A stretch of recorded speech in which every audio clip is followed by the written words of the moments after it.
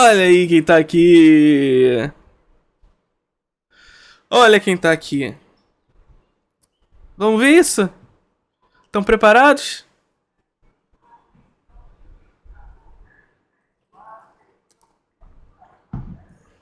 Preparados ou não? Um clássico da internet brasileira.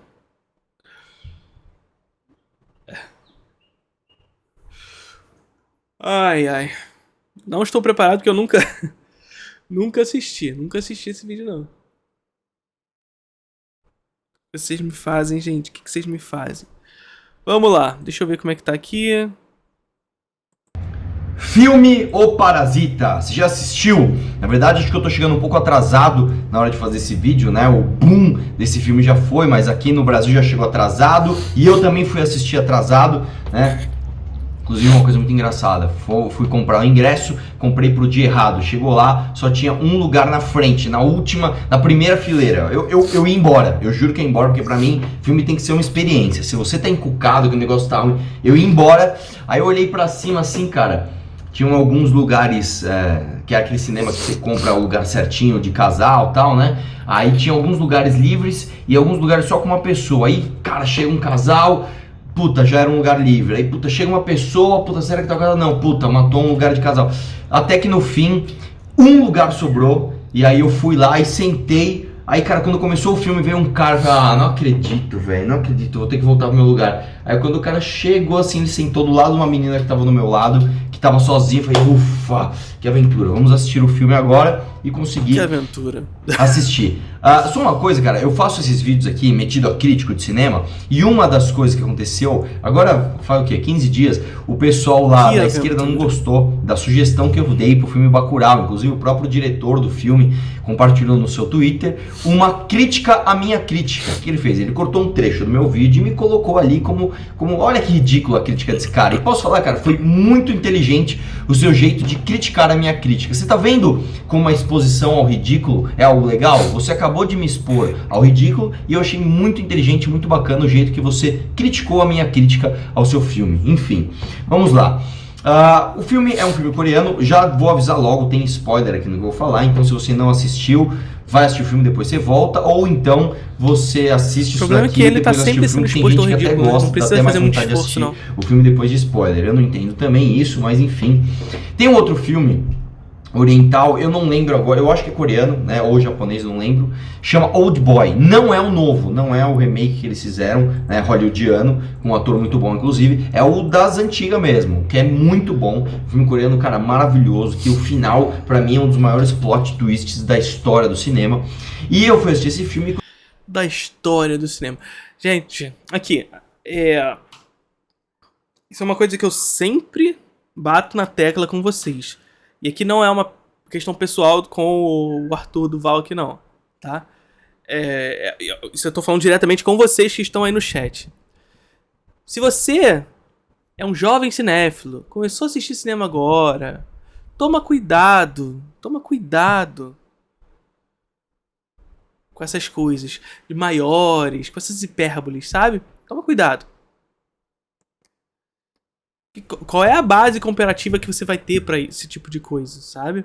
Então, toma bastante cuidado com isso. Quando começou, o que aconteceu, cara? Eu já sabia que era um filme diferente, mas eu não sabia que era um filme coreano. Eu falei pra todo mundo que me indicou assistir esse filme, que eu tô atrasado no filme, não dá tempo de fazer nada. Cara, não me conta nada do filme, nem a sinopse. Eu gosto de ir na surpresa total. Quando eu vi que o filme era coreano, já fiquei feliz pra caramba. Quando o filme é oriental e ele é bom, e as pessoas dizem que é bom, eu sei que o filme vai vir de arrebentar, e é o caso desse filme, né? O filme começa com as atuações meio ruins, tá? Meio teatrais. Quem assistiu percebeu, principalmente naquela cena...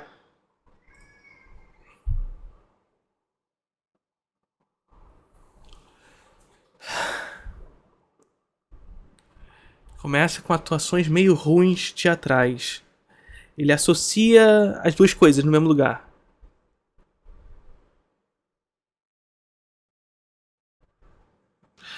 Tá. Bom, esse é o tipo de preconceito. Vamos lá, vamos começar por aqui. E mais uma vez, isso que eu vou falar agora não é estritamente pro Arthur Duval. Mas pra vocês também, tá? Sobretudo, mais uma vez, jovem cinéfilo, que não consegue romper a barreira com o cinema oriental, tá? Porque existe muito essa barreira com o cinema oriental, sim. Sobretudo com o cinema japonês. Porque o cinema coreano, ele é um cinema bastante ocidentalizado. Muito por conta da realidade material. Se a gente for analisar a realidade material da Coreia, a gente vai encarar muito bem por que a gente tem essa ocidentalização no país, né? Então, é muito do que eu falei lá no início da nossa live com vocês, né? De dizer que compreender a realidade material dos países em que as realizações dos filmes estão sendo realizadas ajuda muito a compreender o resultado desses filmes, né?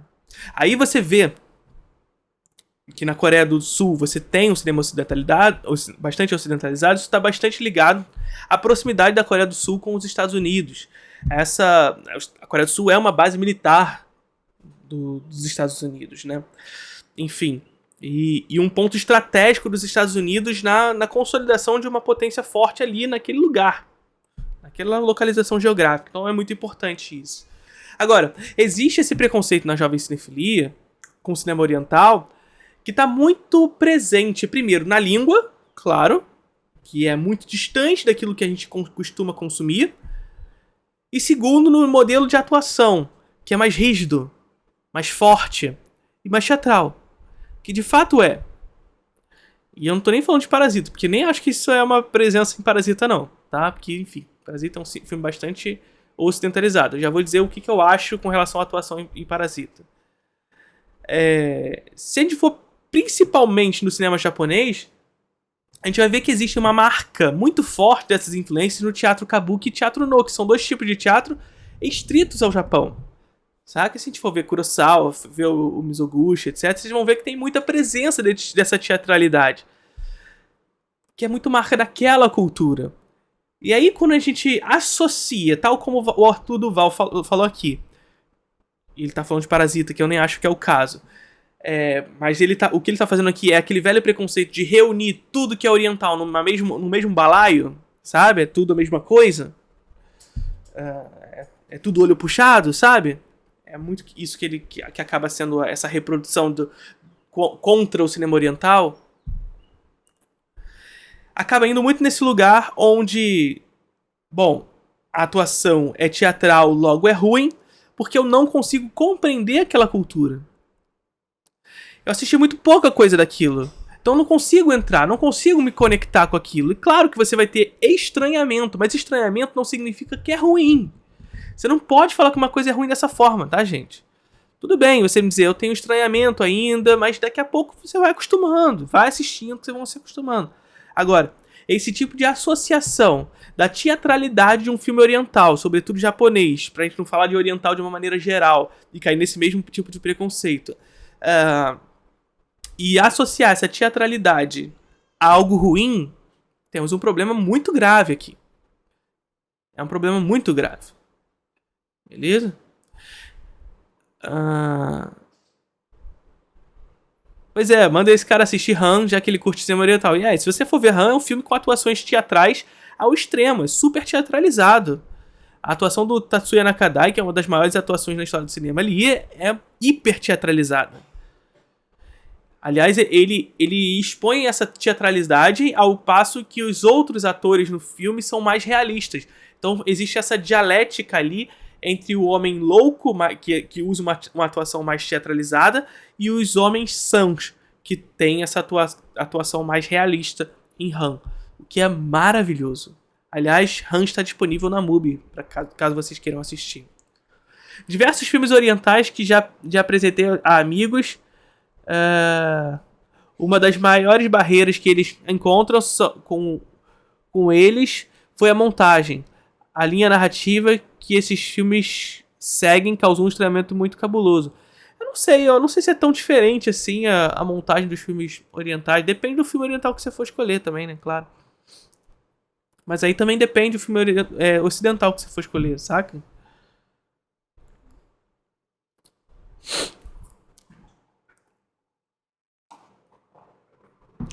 Vamos lá, vamos seguir. Então assim, antes de tudo, Arthur, Se você for ver esse vídeo, não me processa. Porque o que eu falei até agora, pelo menos até agora, não é um problema estritamente seu, tá? É um problema do jovem cinéfilo como um todo.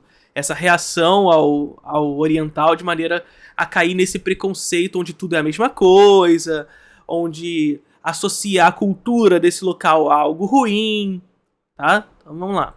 Que o cara vai dar aula de inglês pra menina a primeira vez, que eu também achei meio forçado, que logo da primeira ela se apaixona por ele, mas enfim. Aí ele fala assim, se tal pessoa, se a irmã dele, né, no caso, é uma rosa, você é... Aí ele pega e escreve no papel como se ela fosse ainda mais bonita. E aí ela olha aquilo e a reação dela foi muito novela da Globo. Ela faz assim... Ai, passa a mão no pescocinho. Eu falei, porra, meu, não tá legal. Só que tem um outro lance também. A própria língua oriental, a própria língua coreana, ela necessita que se force um pouco a atuação, porque na língua coreana, na língua coreana, quando o cara fala, sei lá, Hengawon é uma coisa, quando ele fala Hengawon é outra coisa. Essa mudança de entonação já significam coisas completamente diferentes, né? Tem uma musicalidade no YouTube que mostra ali curiosidades das línguas orientais, que às vezes você fala um negócio significa vaca, você fala outro significa, sei lá, computador super potente, um negócio assim.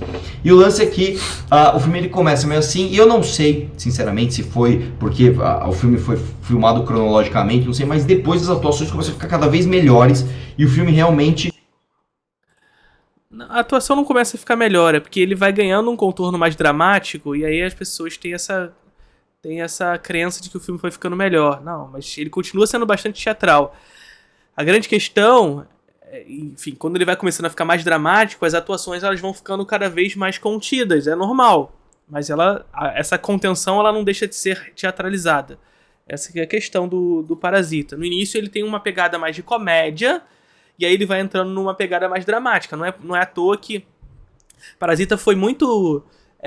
as críticas em Parasita... E aqui eu não tô falando críticas negativas, as críticas positivas em relação ao filme, estão muito nessa nuance do filme em trabalhar sobre diversos gêneros, né? Então ele inicia com comédia, ele entra num drama mais profundo, ele entra em terror, ele vai entrando em vários gêneros. E claro, conforme ele vai caminhando, ele vai entrando nessas nuances, a atuação precisa se moldar a esse tipo esse momento do filme, né? Então no início, a atuação ela é mais escancarada, por causa da comédia, saca? Depois, quando ele vai entrando num drama mais profundo, ela vai se contendo. E aí ele acha que isso é bom, saca? Mas isso já nos leva a um outro tipo de preconceito, que, mais uma vez, é um preconceito que não está estritamente no Arthur, mas que está na jovem cinefilia como um todo, que é essa ideia de colocar o drama como algo estritamente bom em relação aos demais gêneros. Então você vê... isso não significa que se eu perguntar pro Arthur se ele gosta mais de comédia, disso, daquilo, ele vai dizer que ele não gosta de comédia, sabe? Não é isso. É uma questão inconsciente mesmo. Quando a gente entra em contato com a comédia e com os outros gêneros, a gente tende a encarar o tipo de atuação nesses gêneros como escrachados, como ruins, nesse sentido. Já o drama é sempre colocado historicamente nesse lugar da verdadeira arte.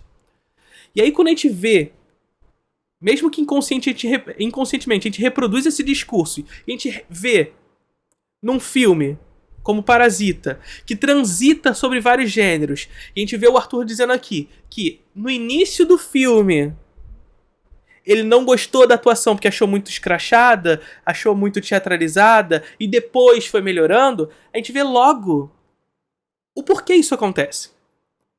Onde está esse problema? O problema está na associação de que a boa atuação precisa ser dramática. E que a ruim atuação é essa atuação escancarada, teatralizada, que está muito associada ao filme de gênero e à comédia. Saca? Então é isso. Parasita, ele é um filme que transita sobre os gêneros. E aí quando a gente percebe que há uma crítica específica a um momento do filme em relação a outro, com relação à atuação, a gente percebe onde está o motivo dessa crítica. Saca? Então é perceber isso. É encarar como o Parasita consegue transitar também nos tipos de atuação ao longo desses gêneros. E transita muito bem por essas nuances. Vai te envolver. Então, cara, eles vivem ali naquela extrema pobreza, num porão que é abaixo da linha da rua, e tem um cara que sempre mija lá na rua dos caras. Cara, assim, é muito bem ambientado o filme, só que com leveza, né? O filme, ele é tipo um Alto da Compadecida. Ele te passa as coisas de uma forma leve, de uma forma engraçada. É um filme, assim, que te sensibiliza do jeito certo. E aí, Tipo, o que acontece é que você começa a ver que, essa pô, uma associação família não tal, consegui aí pegar, eles não. entram lá na casa da família rica, tal, e aí você começa a ter umas cenas muito legais. Uma delas, por exemplo, que é uma cena maravilhosa, eles estão escondidos embaixo da mesa e o patrão começa a reclamar: nossa, tá com cheiro do Sr. Kim aqui, cheiro do Sr. Kim. Meu, é uma cena, cara, maravilhosa, que realmente mostra ali uma realidade inconveniente. O cara tá embaixo da mesa, ele se sente um merda, ele cheira a camiseta dele, e é meio engraçado, é meio triste ao mesmo tempo. Cara, genial isso. Depois tem aquela cena maravilhosa, cara, que ele tem que sair debaixo da mesa, o filho dele toca no walkie-talkie, o filho do patrão, aí ele fica travado assim, cara, muito bom, muito bom.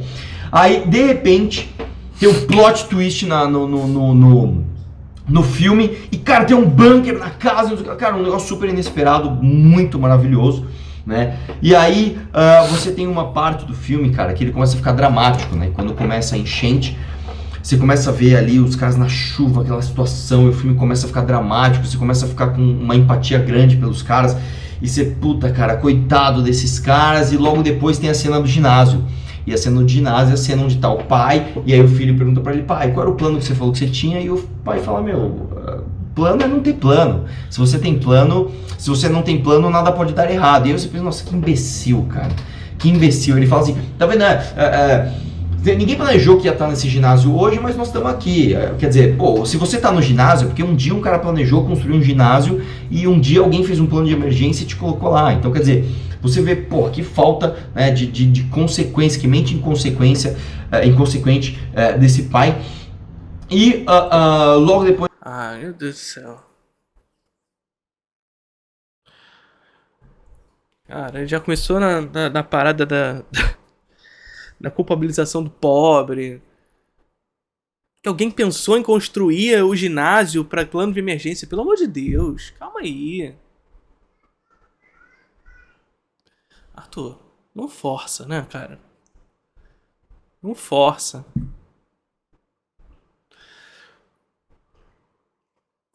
Parece que tá vendo outro filme, cara, porque não é possível.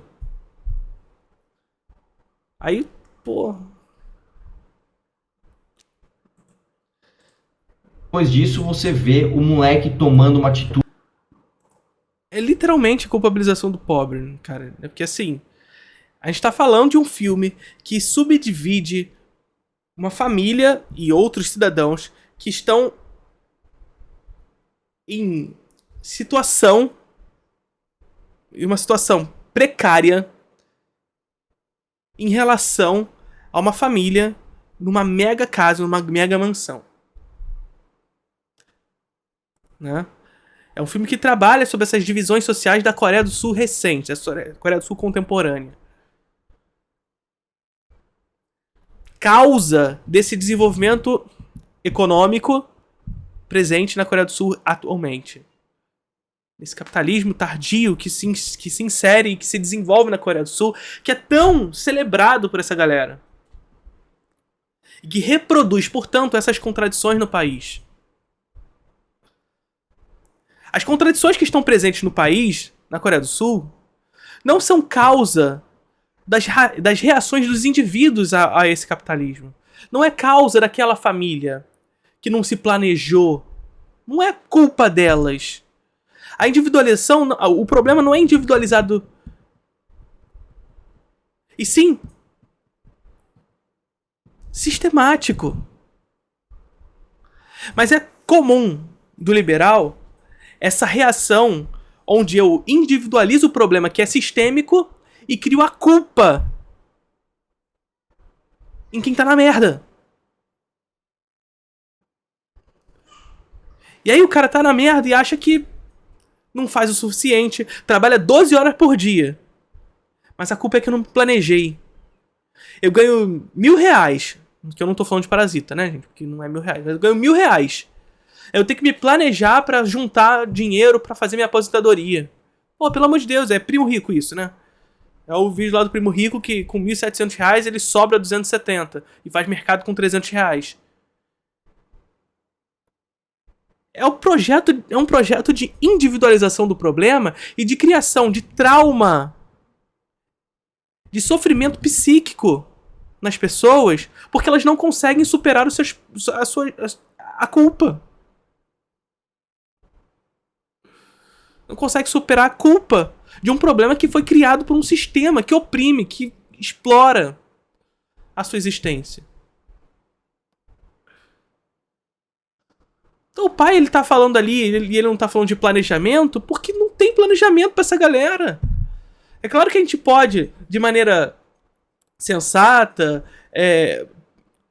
conseguir tentar inserir o mínimo de planejamento pra essas famílias, mas não como o liberal gosta de fazer, saca? De colocar na cabeça desses jovens que o problema é individual, que é só você tentar que você vai conseguir, mentalidade de rico, mentalidade de pobre. Não, não é assim. Não é assim, não vai funcionar, não é assim que funciona. A realidade material nos indica outra coisa. A realidade material nos indica uma Coreia do Sul que foi exposta às contradições do capitalismo ao extremo por causa desse desenvolvimento tecnológico e técnico acelerado.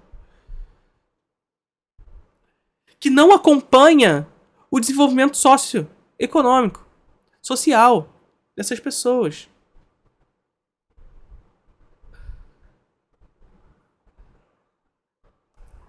E que reproduz, inclusive, solidão. E aí eu recomendo, inclusive, que vocês assistam um outro filme coreano chamado Aloners. Eu não sei como é que ele foi traduzido para português. Eu acho que não foi traduzido como Sozinhos ou alguma coisa desse tipo. Mas é um filme chamado Aloners, também está disponível na MUBI, que é um outro filme coreano, que reproduz muito como esse capitalismo tardio traz pra gente essa perspectiva da solidão capitalista. Porque é isso, o capitalismo e o liberal, ele introduz tanto a ideia da individualização do problema e reproduz, portanto, a competitividade, que sou eu contra os outros.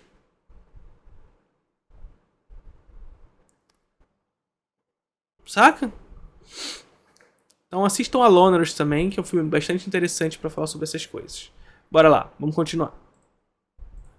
De realmente querer matar outro semelhante. Ele fala assim, eu vou matar o outro, a governanta e o outro cara lá que estavam lá no porão. E você fala, Paulo, tá vendo a escolha errada que ele fez em decorrência dele não ter uma base, dele não ter um pai planejador? E por que eu tô contando isso, né, cara? O filme ele vai te passando as coisas de uma maneira não clichê, ele vai passando as coisas de uma maneira sutil, de uma maneira poética, e essa é a beleza. Rapidamente também, também não é um problema do Arthur essa parte. O clichê não é necessariamente ruim. O clichê vai ser uma ferramenta narrativa que pode ser usada de maneira interessante, tá? Isso é importante. E aí que ele entra mais uma vez naquela perspectiva do que seria a verdadeira arte em detrimento ao uso popular das ferramentas narrativas, né? Então o clichê é ruim e o que é interessante é o poético, é o simbólico e etc. Não necessariamente. O poético, o simbólico pode ser terrível também. Pode ser chinfrim, pode ser pedante. Eu não tô falando que é o caso de Parasita. Desse filme também. E uma coisa que ficou clara, assim, quando a música vai mudando, né? Você vê o pai toda hora, somos sacana mesmo, somos picareta, pega o Wi-Fi do vizinho e manda o motorista embora pra pegar o pai de motorista, não sei o que lá. Aí tem o drama da enchente, aí ele começa a ficar meio de saco cheio, né, cara? Pô, a mulher entra no carro, começa a se incomodar com o cheiro dele, ele muda a música, você vê que o cara ficou puto, aí ele vai ter que fazer papel de índio lá pra agradar o filho do patrão, o cara fica puto. Você vê que, cara, o filme vai te passando essa mensagem de uma maneira poética e sutil, maravilhosa. Qual a mensagem, e depois tem todo o Arthur? Qual é a mensagem que o filme tá passando nesses momentos? Sinceramente, qual é a mensagem que o filme tá passando nesses momentos? Do cara que é motorista ter que se vestir de índio na festa. Do cara que é motorista e o tempo inteiro o patrão falando do cheiro dele. Qual é a mensagem?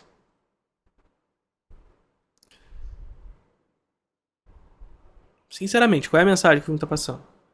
Quero entender de fato, que até agora passa mensagem de maneira sutil e etc. Mas qual é a mensagem?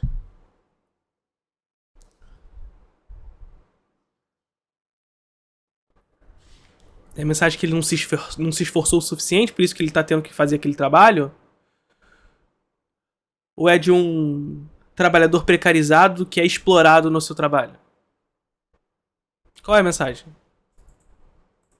Final do filme, enfim, e aí qual é a discussão que eu tô vendo em alguns grupos ali mais politizados, né? Quem é o verdadeiro parasita, né? E tem grupos de esquerda dizendo que o parasita, na verdade... Ai, vamos lá.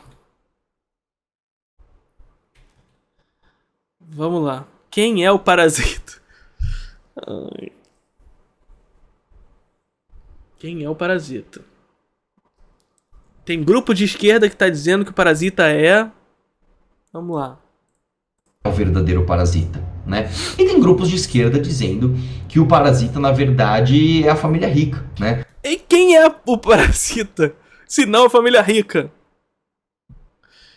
Quem seria?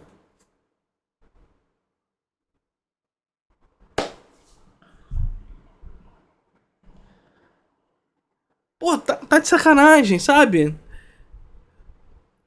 É literalmente aquela família expõe aquela galera a essa condição. Joga aquela família, não só aquela família, mas aquela que tava no bunker, aquela condição.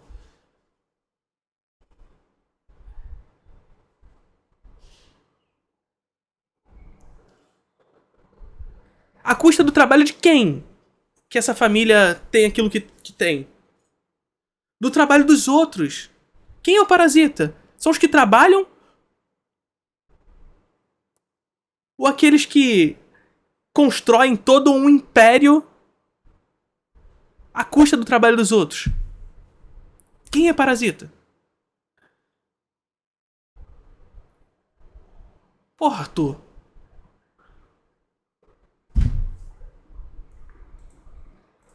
Que a razão daquela riqueza, daquele nojinho dos pobres, é a razão pela qual esses caras vivem como parasitas. Eu tenho uma leitura diferente do filme. Claro que tem. Eu tenho uma leitura de que o verdadeiro parasita, o parasitão mesmo, é o pai da família pobre.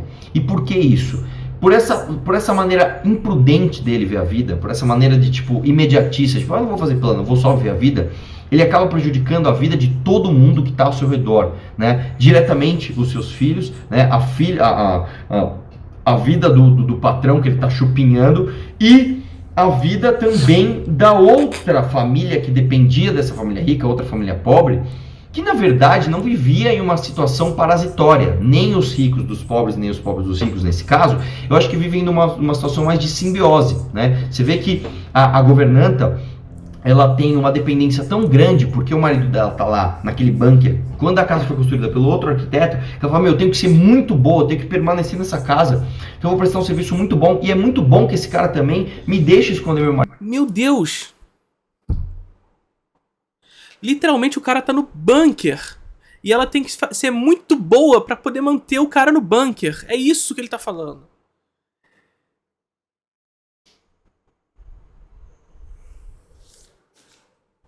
Literalmente não tem onde morar. Porque a situação é precária. E o cara prefere morar no bunker de uma casa. E aí ela se põe numa condição ali que ela tem que trabalhar da melhor forma possível pra não sair de lá nunca. E o parasita são eles. É o pai. Jesus, gente.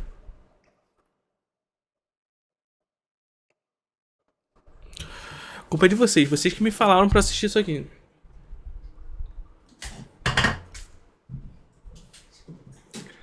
Vocês que me pediram pra assistir isso aqui. Vocês que me pediram. Vocês me mandaram esse vídeo. E ainda me mandaram pra ver o de Bacurau também. Agora eu tô receoso em assistir o de Bacurau. Mas, saca? Qual é a questão aqui? Não, o parasita é o pai porque ele tem essa visão imediatista. Caraca, o cara é pobre.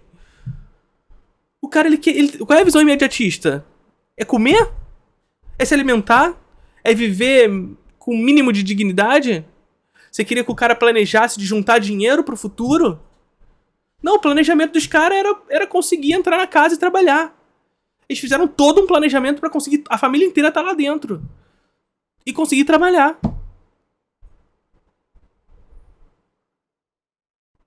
Esse foi o planejamento deles, porque tem que ser imediatista, porque senão você não come, você morre de fome, Arthur.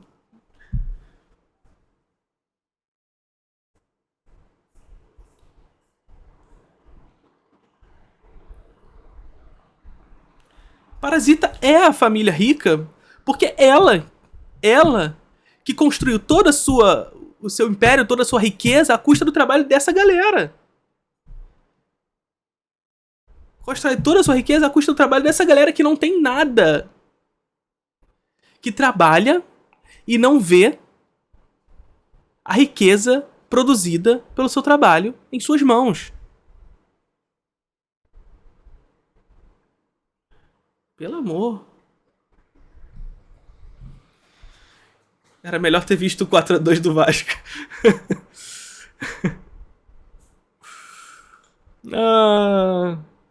Porra, muito mais o Maurício Barbieri.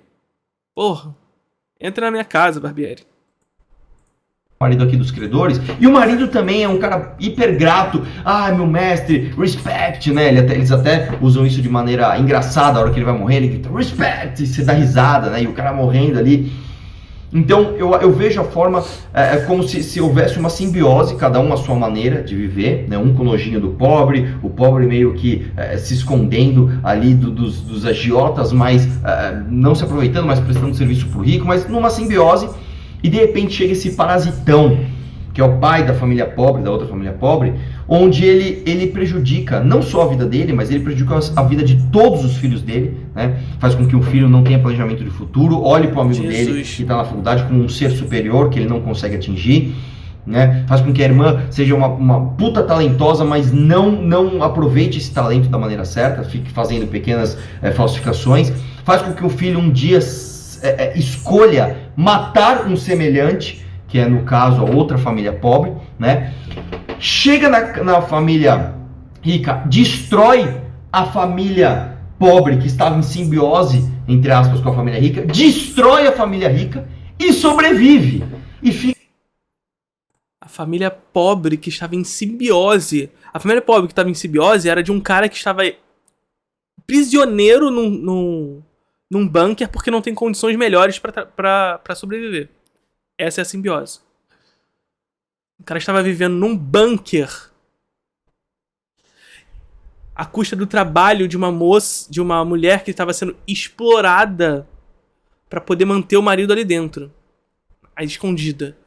Esse é o trabalho em simbiose, segundo Arthur Duval. Fica lá no porão, no lugar do outro cara. Então, quer dizer, aquele filme, inclusive, no final do filme, agora spoilerzaço, tá? Quando o moleque tá fazendo plano, você vê que depois de toda essa merda, o parasitismo do pai é tão grande que a mente do filho, depois de ter sobrevivido tudo isso, depois de ter vivido tudo isso, não aprendeu a lição e ainda tá fazendo planos de ganhar dinheiro para comprar a casa para libertar o pai. Quer dizer, o cara é tão parasita que ele corroeu a mente do filho de um jeito que ele não consegue sair do lugar. O máximo que ele consegue é fazer planos, e ainda assim, os planos que ele faz, né, de acordo com... contrário à orientação do pai de não fazer plano, é ainda preso a ter que soltar o pai, que é esse grande parasita. Então, eu acho que é um filme... Meu Deus! Como ele conseguiu entender isso do filme? Como? O final do filme, ele literalmente demonstra esse desejo de ascensão de classe. E literalmente o filme expõe esse desejo de ascensão de classe ao ridículo. Ao passo que o menino jamais vai comprar aquela casa. Ele pode planejar o quanto ele quiser, Arthur.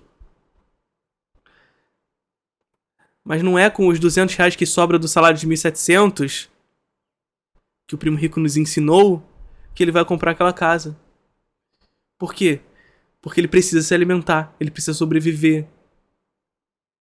Ele precisa subsistir. E se ele conseguir, de alguma forma, ascender minimamente socialmente, se ele conseguir, ele é o ponto fora da curva nisso tudo. Ele não é regra, ele é exceção. E não foi pelo esforço, não foi necessariamente pelo esforço, que eu não tô eximindo a existência de qualquer tipo de mérito, não. Eu tô eximindo a existência de meritocracia.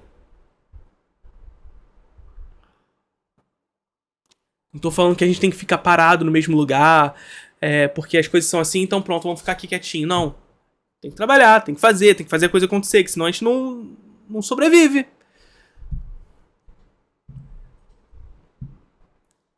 Mas esse lugar onde você coloca o parasitismo ao pai... Meu Deus! É difícil tirar a palavra, inclusive. Mas é também assim... Eu esperava o quê, né?